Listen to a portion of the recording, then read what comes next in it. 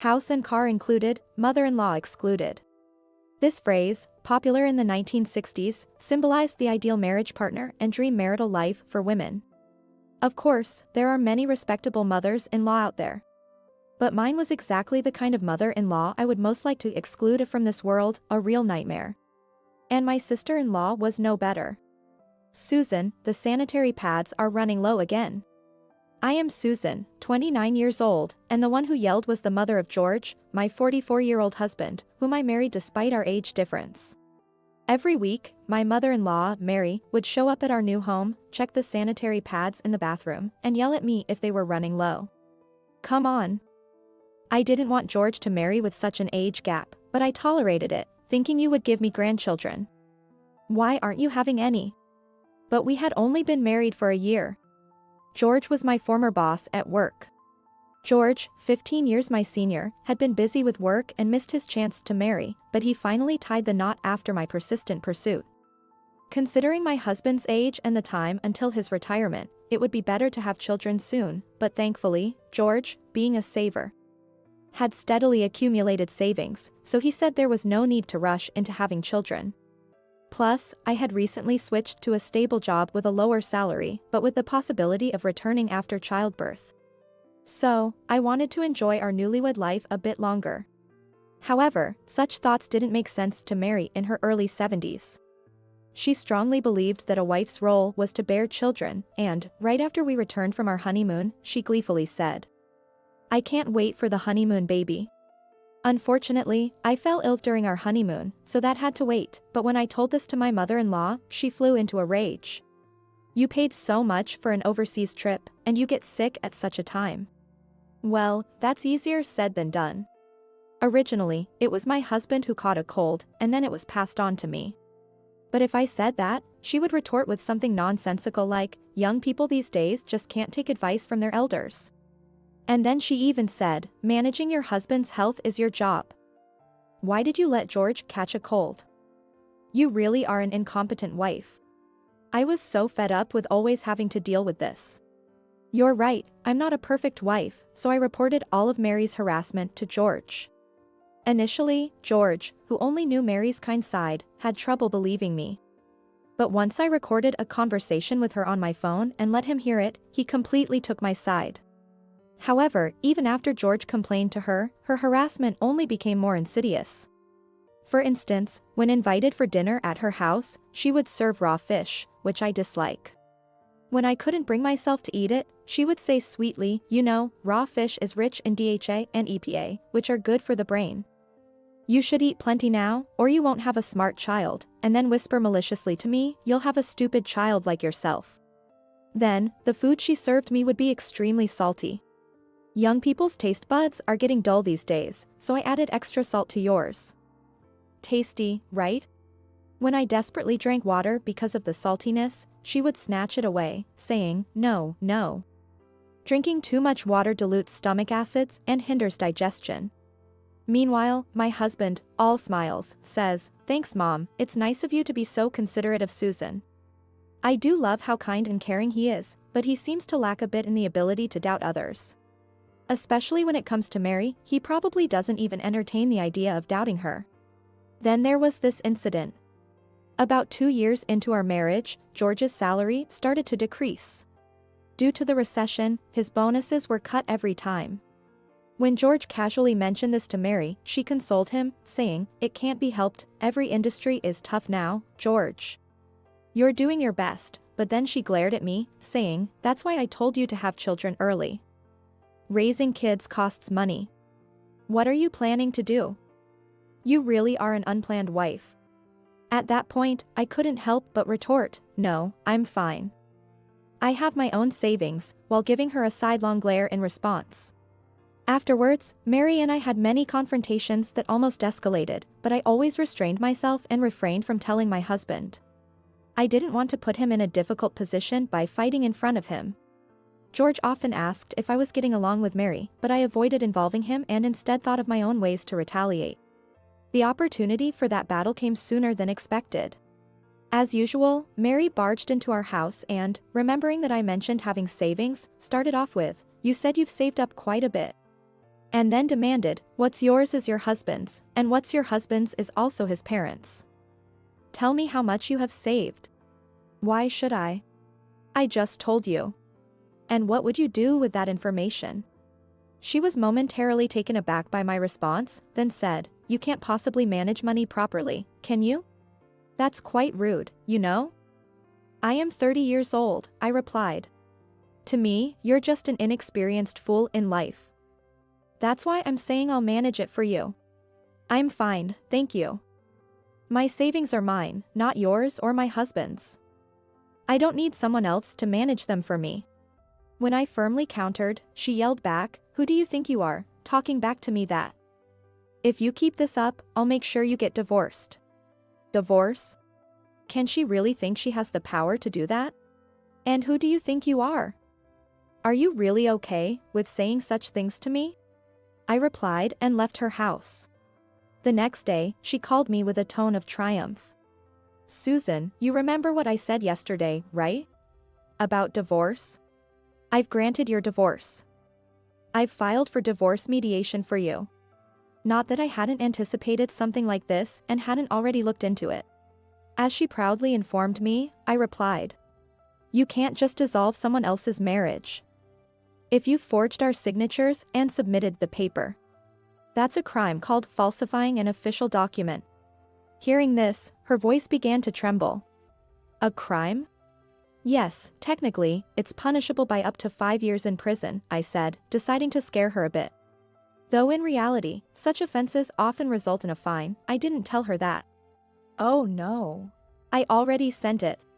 Turns out, she had indeed forged our signatures and submitted the paper for divorce mediation. Understood. I'll report this to the police then, I said. Wait. Please, don't call the police. It was just a joke, a little joke. Do something, please, she pleaded.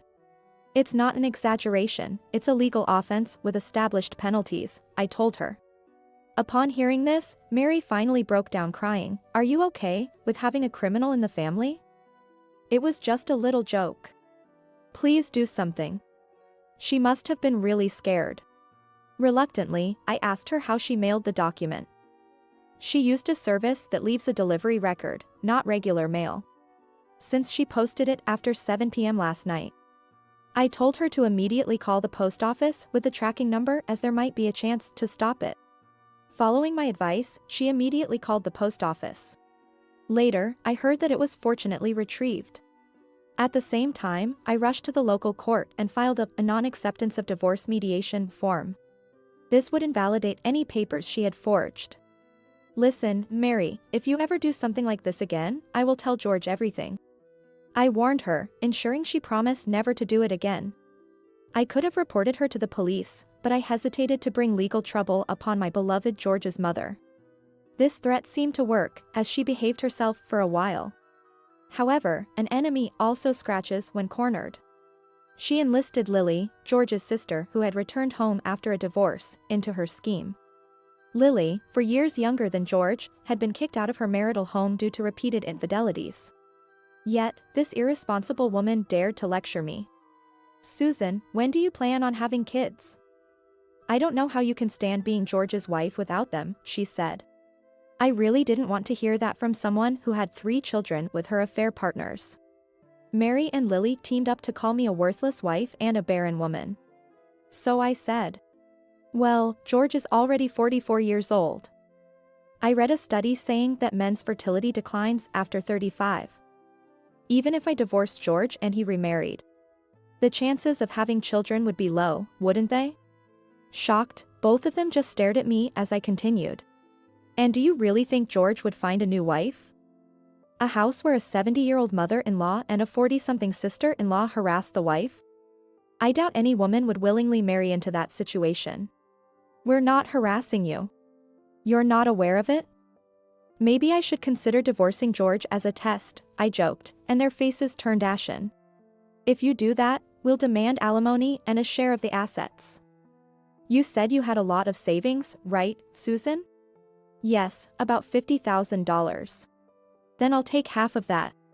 I won't give it to you, I responded. Property division means splitting everything in half. You don't even know that, Lily sneered, and I laughed back at her. I'm aware of that. But property division only applies to assets acquired during the marriage. What? That $50,000 I saved it all before I got married, so it's not subject to division. And why do you think you're entitled to any of it anyway? They were speechless at this point. Oh, and by the way, caring for you, Mary? That has nothing to do with me. Best of luck. What? Taking care of parents is the wife's job. Not at all. The law dictates that blood relatives are responsible for care. So, I don't have to do it. That's ridiculous. I have 3 children, Lily said. Whether you have children or not, you can't escape your responsibilities as a blood relative. I smiled at the two of them, shocked and wide-eyed. Later, I told George everything. He became furious and unilaterally decided to put Mary in a nursing home. With George's savings from over the years and Mary's pension, it seemed they could afford the initial fee and monthly costs for the home. However, the home is over 3 hours away by car, so we hardly visit. Given her nasty nature, she seems to be isolated even in the nursing home. The family house is in poor condition, and now Lily and her 3 children live there, but it's deteriorating further with each hurricane. With over 10 spots now leaking. We've decided to renounce any inheritance, so the rundown house will go to Lily. It's over 50 years old, poorly lit, far from the station, and in a terrible location. Plus, with few necessary facilities nearby, even if she sells it, she won't keep more than $50,000 after demolition costs. Since Lily's divorce was due to her infidelity, she received no alimony. The father of her children is refusing to pay child support, possibly because they're not his. Since she squandered her assets, she got almost nothing in the property division, so her future looks bleak. Tough luck. I'm Rachel, a 43-year-old contract worker. My husband, Michael, is a 48-year-old company employee. Together with our 4-year-old daughter, who attends preschool, we're a family of 3. Since getting married, we've been living in the town where my husband's parents reside. We've been living a peaceful life blessed with a good community, but the only problem has been my mother-in-law, Susan. She's a stay-at-home wife and lives just a stone's throw away. I only remember her making snide remarks towards me. Looking back, she was the only one who urged us for grandchildren when we first greeted her after our engagement. Please show me my grandchild's face as soon as possible.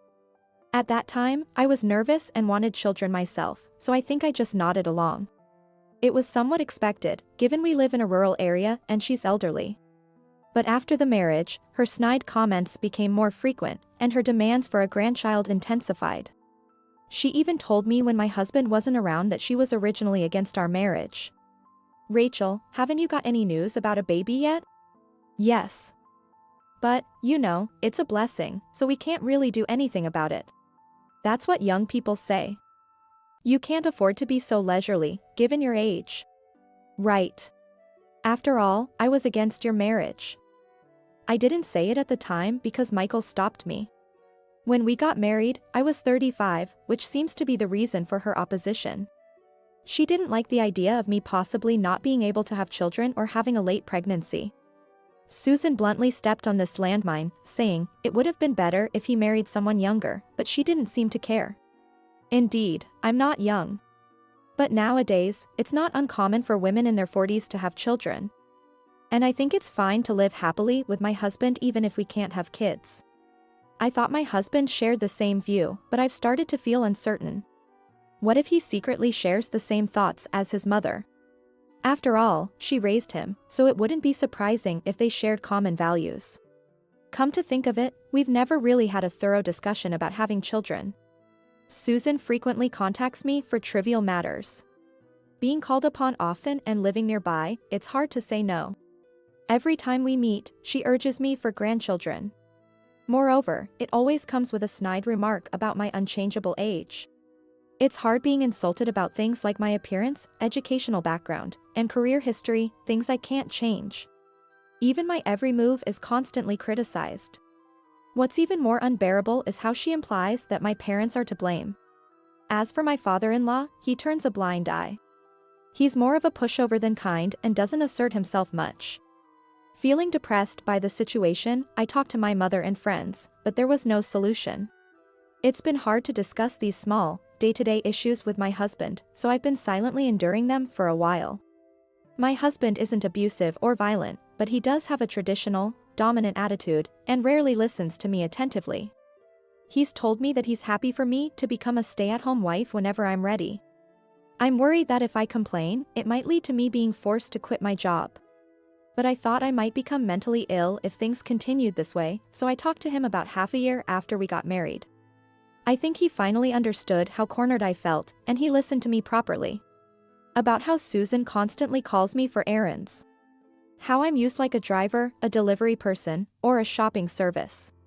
Regarding the expenses, I've mentioned it before, but she never contributes, and we have to pay out of our household budget. When I brought it up one of those times, you told me to just pay for it, so I've been doing that. Did I? But, is it really that bad? Each expense isn't large. But it adds up, especially since she asks me to shop at least once or twice a week. I handed over a pile of receipts and bills I had been saving to my husband. They were from various places, a supermarket a bit far away, a home improvement store, various restaurants, a patisserie, a bakery, and a clothing store. Just the receipts I had kept amounted to a heavy stack. Including the shops in the shopping district that don't give receipts, the expenses added up to several $100s a month. In addition, there was the task of driving Susan around. Since I work, it's often only one-way trips. I'm asked to either take her in the morning or pick her up in the evening. Sometimes, it takes over an hour to drive just for her. Often, it's far from my workplace or in the opposite direction. The gas costs are significant. It's not an amount I can't pay, but it's hard to keep paying this way. Susan can live on her pension, right? Plus, it seems like she's always giving things to your sisters. What? Really? On weekends, I'm asked to drive less, but that's because my sister-in-law's family comes to visit from the neighboring city. Some of the errands I'm asked to do seem to be for my sisters-in-law. Like buying cakes on the weekend or sending packages to my sister-in-law during the week. I'm guessing, but given her attitude, I doubt my in-laws are paying when they go shopping or dining out with them. I think she also gives them gifts and pocket money for special occasions. I've seen such scenes that suggest this. But, you know, what really hurts isn't about the money. I told my husband, summarizing what Susan had said. I revealed everything, including the fact that she was against our marriage in the first place. That she said my husband must have wanted a younger woman, and the constant snide remarks. My husband was silent for a while before apologizing. I'm truly sorry. He then spoke sporadically. He wanted to marry me, and the reason was certainly love. He had no complaints about my age. His mother did express reservations before our marriage, but he strongly protested and she stopped opposing. He had no idea she was harassing me in such a malicious way and found it unforgivable. As for having children, he did want them and had even done some research.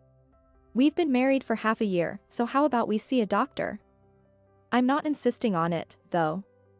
We don't have to go. And we can think about it based on the results. Having children would be wonderful, but our life together is just as happy. I want us to stay together. I was already crying by then. As I sobbed, my husband continued, soothing me. He would talk sternly to his mother. I could refuse to do the shopping and driving since I had a job. He would check with his sister and talk to his mother, but not because he doubted me. He just wanted to hear their side. He trusted me and believed everything I told him. I'm sorry. I can only apologize, but please forgive me. And he asked me to consult him if I had any troubles in the future. Since then, the attacks from Susan have decreased. My husband's words must have had an effect, and I also tried to keep my distance as much as possible. Perhaps due to the reduced stress, we were blessed with a daughter in our 3rd year of marriage. Susan, predictably, made snide remarks about having a girl. Even now, she continues to blame me for not producing a male heir.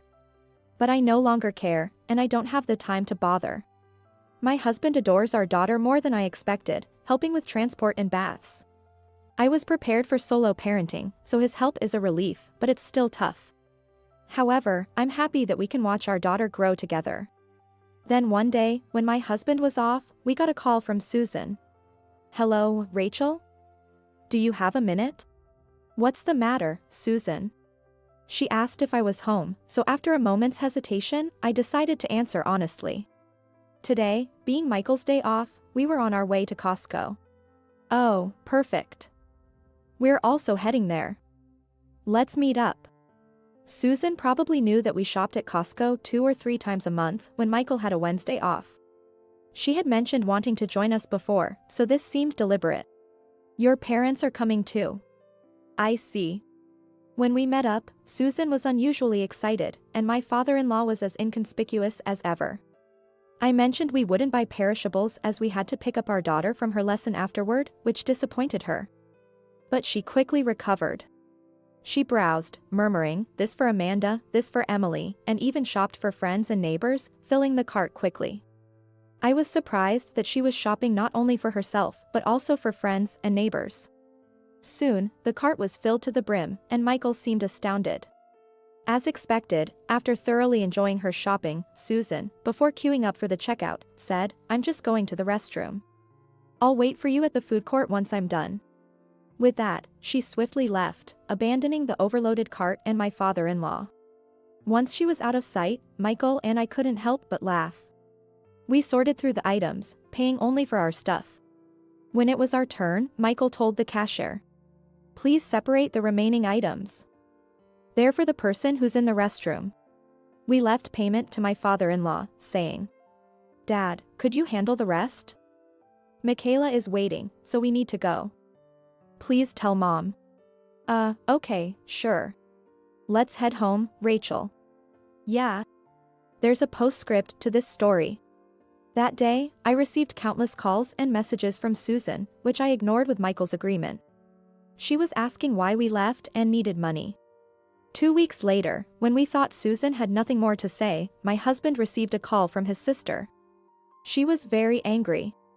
In the neighborhood, Susan was being ridiculed as a moocher, and my sister-in-law was also affected. I then remembered greeting a neighbor's wife at Costco's exit that day. Perhaps she thought it suspicious that we left my father-in-law with the remaining items. Mom and Dad didn't have enough money, and you left them there without helping? What were you thinking?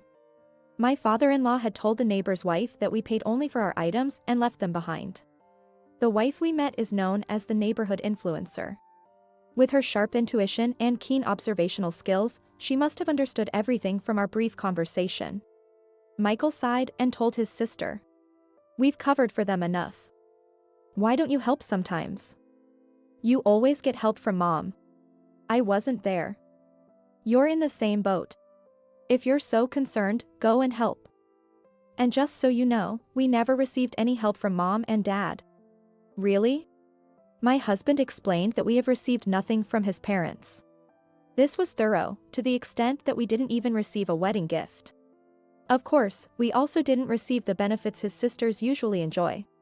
Not even birthday presents or New Year's money for our daughter. My sister-in-law is not heartless. She seemed genuinely unaware of the financial situation and was apologetic when she found out. I'm sorry, I didn't know. I'll talk to Mom right away. After that, it seems Susan was harshly criticized by my sister-in-law. Even my father-in-law scolded her severely. Since then, Susan has become much quieter, allowing us to live peacefully while maintaining a healthy distance.